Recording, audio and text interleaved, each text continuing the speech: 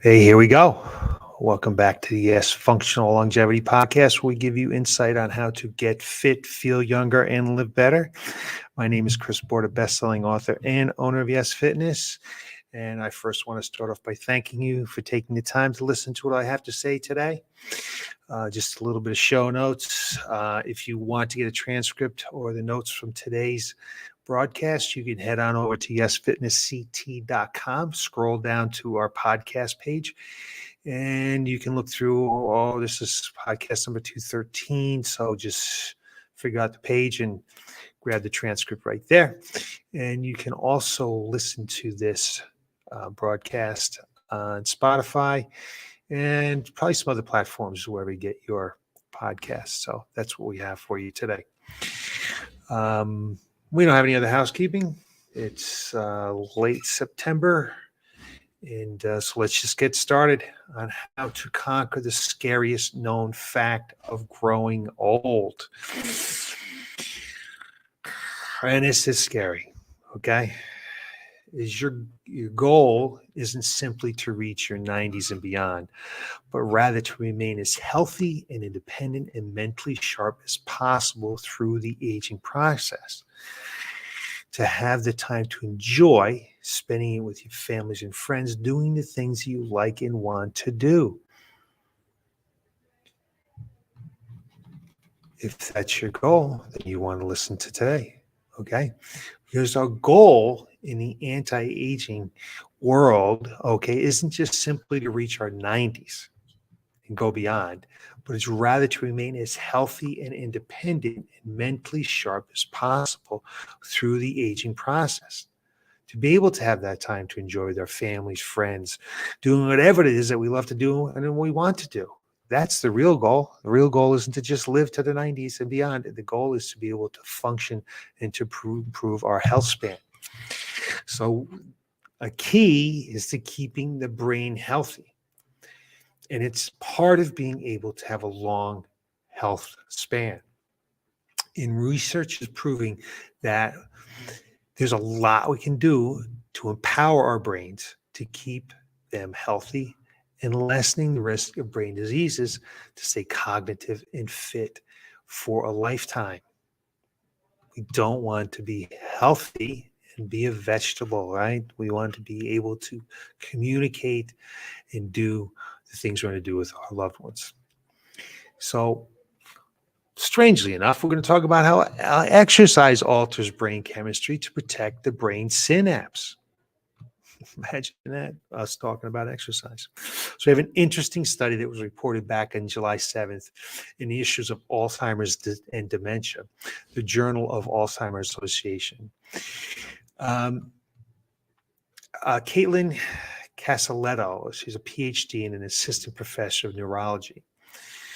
And she was the lead author of this particular study in this research. And the UC San Francisco study has found that when elderly people stay active, their brains have more of a class of proteins that enhances the connection between neurons to maintain healthy cognition.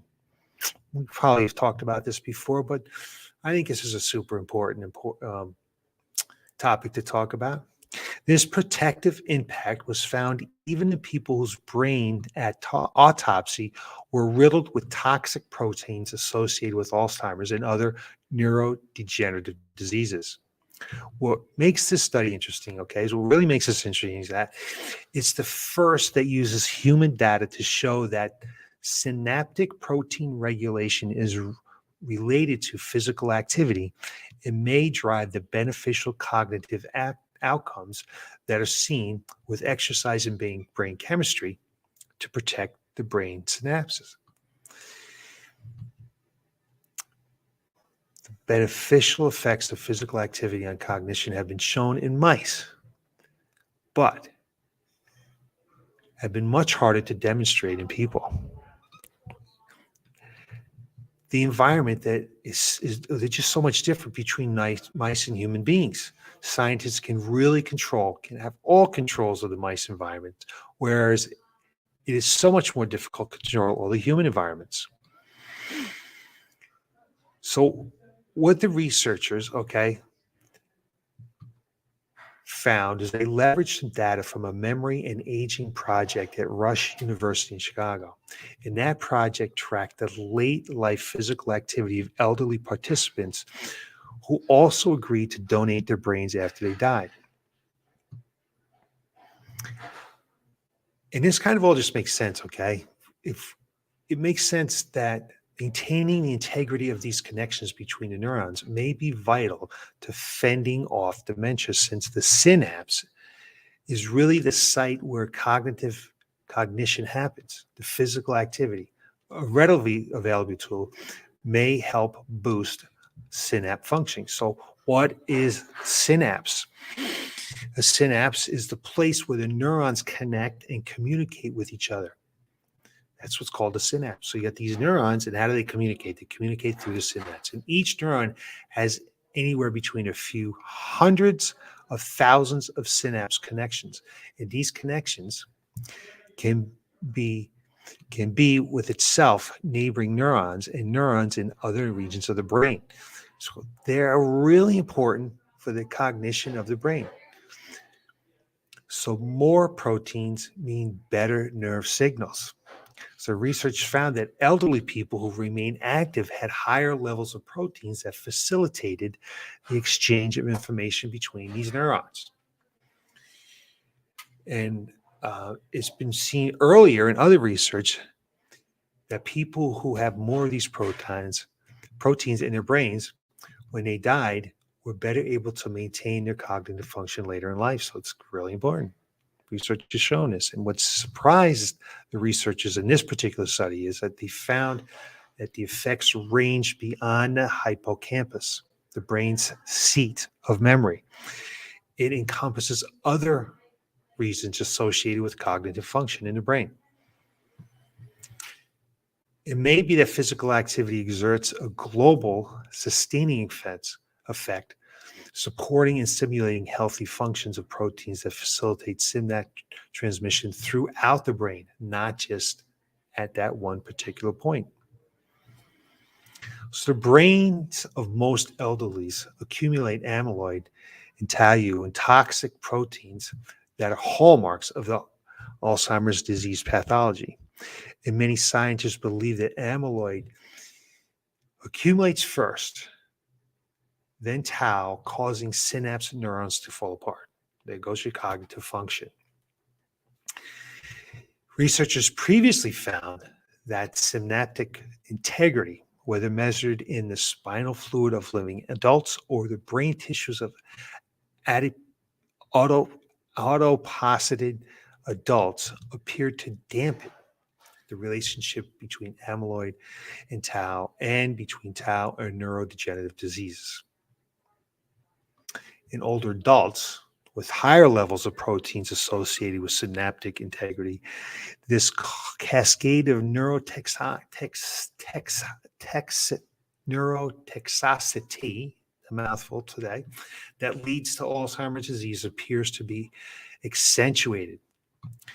Now, these studies show that the potential importance of maintaining synaptic health to support the brain against Alzheimer's disease. So we already have it. Let's exercise, but let's take a look at another study. We have a couple of studies today to look at, okay? So poor health predicts premature brain aging. Imagine that.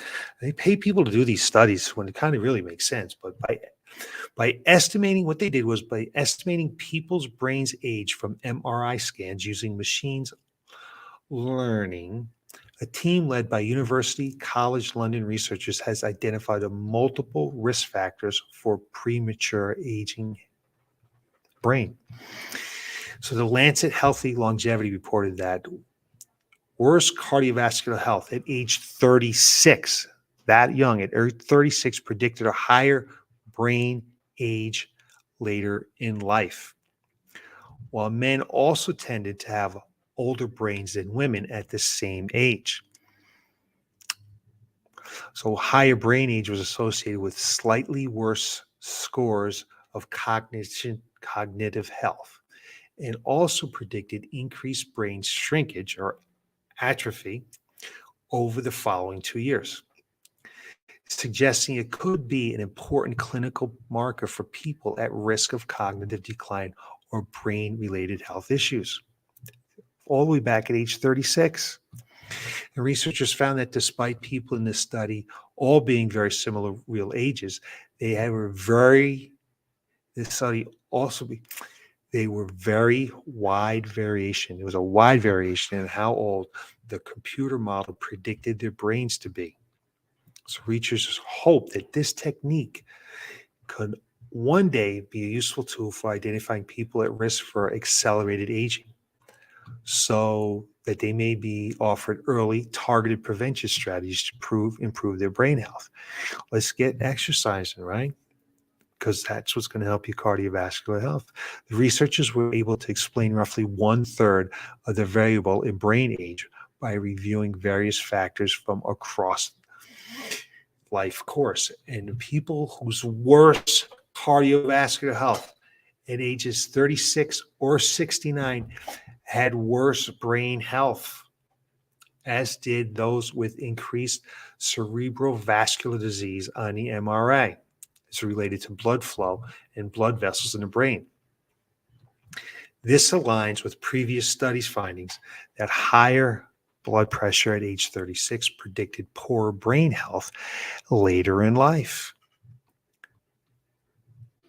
This study did not identify any associations between childhood cognitive function, education level, or socioeconomic status and prematurely aging brains. Because kind of makes sense when we exercise and we're more cardiovascularly fit, we're getting more blood flow to the brain, we're getting more nutrients to the brain.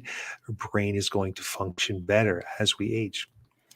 Researchers also find that higher brain age was associated with a higher concentration of a neurofilament light protein, NFL, in the blood.